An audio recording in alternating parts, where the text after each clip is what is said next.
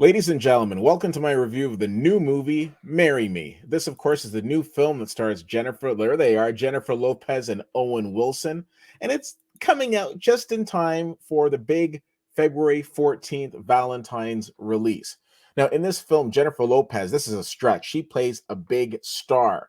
This is a big star by the name of Kat Valdez. She can't go anywhere without being recognized. Everybody knows who she is. Everyone's coming up to her wanting to take pictures. She's got her whole entourage around her. She's kind of a big deal.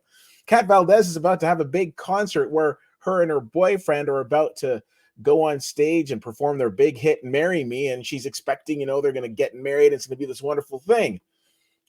Except there's all this commotion going on backstage. And everybody's looking at their phones. People are looking here, people looking there. The only place they're not looking is at Kat Valdez because they all feel bad for her. When she finally gets somebody's phone and checks out what's going on, she finds out that her fiancé-to-be has been cheating on her. So they're in this live performance in front of thousands, dare I say millions around the world. She decides that she's not going to go through with that.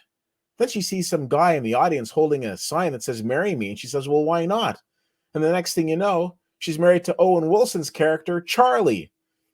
And the show sets off this wonderful film called Marry Me. Now, I will tell you, on paper, there are a lot of people who will look at this and say, okay, this seems a little far-fetched. This seems a little silly.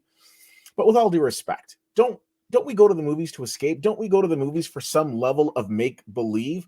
You are looking at a guy who saw Avengers Endgame 15 times in the theater. That's not a flex. I just really enjoyed the movie. But after seeing the movie, I wasn't expecting some guy in a big iron suit to be floating around. I wasn't expecting to come and see some guy who's like completely green, like bashing things and smashing things. No, I would actually say that this movie is probably more realistic than that. Reason being is if you look at things that have gone on even in Hollywood, Brooke Shields ended up marrying a quote unquote regular guy. There was a TV show that was based on it. It was called I'm With Her because nobody could believe that she was with him, but that was the case. And since we're talking about romance and since we're talking about Valentine's Day, how about the classic Notting Hill? Isn't part of the fact that we fell in love with that movie is because she was just a girl standing in front of a boy asking him to love her? Now, I got to tell you, I don't mind Jennifer Lopez's acting career. And since this is the same week that the Academy Award nominations came out, let's talk about snubs. One of the biggest snubs in recent memory was Jennifer Lopez not being nominated for her portrayal in the film Hustlers. And if you're saying to yourself, oh, yeah, that's that stripper movie. Good one, Keith Hardy Har.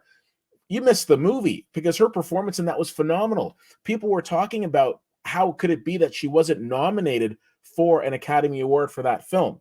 Now, I'm not submitting for you that she's going to be nominated for an Academy Award for Marry Me, but I'm saying I think a lot of us are sleeping on her acting talent.